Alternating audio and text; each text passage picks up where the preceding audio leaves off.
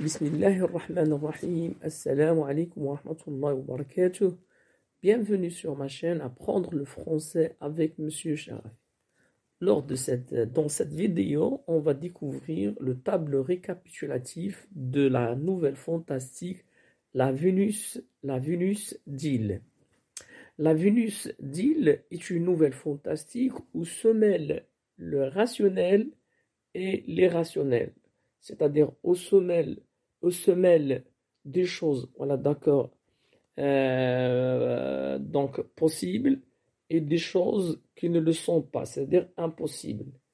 Il mérite d'être lu, cette histoire, car il nous renseigne sur l'archéologie et aussi il nous donne des informations sur ce qu'on appelle l'antiquierie, c'est-à-dire tout ce qui est en relation avec voilà, d'accord, les objets antiques ou bien les objets anciens.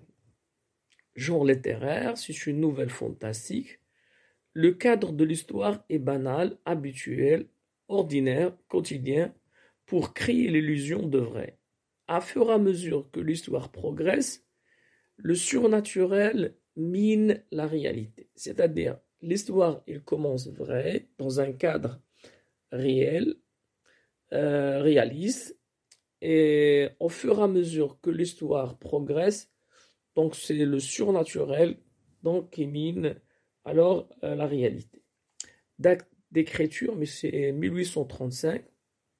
Date de publication, c'est 1837.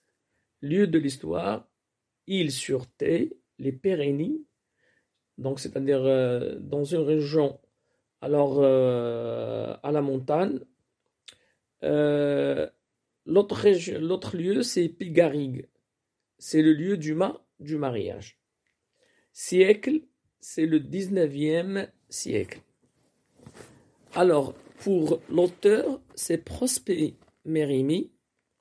C'est un écrivain français appartenant à la génération romantique, inspecteur général des monuments historiques, sénateur sous l'Empire. Il est l'ami de Victor Hugo. Date de naissance, c'est 1803 à Paris. Date de décès, 1870 à Cannes.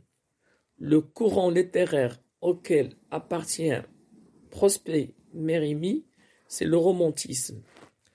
Alors, autres œuvres, Colomba, Carmen, Mosaïque, Les âmes du purgatoire, La chambre bleue.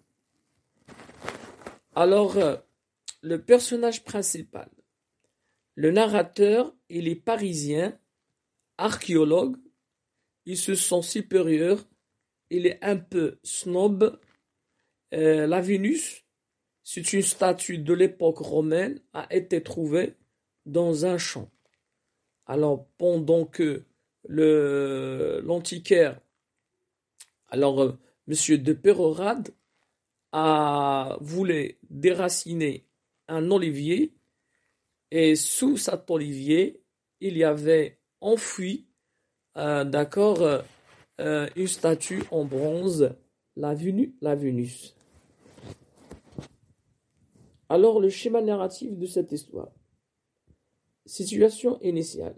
Monsieur de Pérorade est antiquaire et vit avec sa famille à Île. Il invite le narrateur, qui est un archéologue, à lui rendre visite pour lui faire montrer, voilà, des ruines antiques, c'est-à-dire ce qu'on appelle des objets ou bien voilà, des choses qui remontent à une époque ultérieure. L'élément perturbateur, la découverte de la statue de Vénus, le mariage d'Alphonse, qui est le fils de Monsieur de Pérorade, ce sont les deux éléments phares de la perturbation. La découverte de la statue de Vénus et le mariage d'Alphonse. Les péripéties. La statue casse la jambe de Jean, Cole, La statue rejette le caillot sur le jeune. Alphonse ne peut plus retirer sa bague. Le mariage a lieu. L'événement équilibrant de cette histoire, Alphonse est retrouvé mort. La bague est retrouvée à côté du lit. Situation finale, le narrateur rentre chez lui. La statue a été fondue par Madame de Pérorard après la mort de son mari. Le sort se poursuit sur tous ceux qui possèdent d'accord la statue.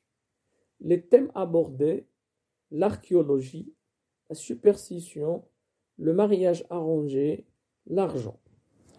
Alors, les autres personnages,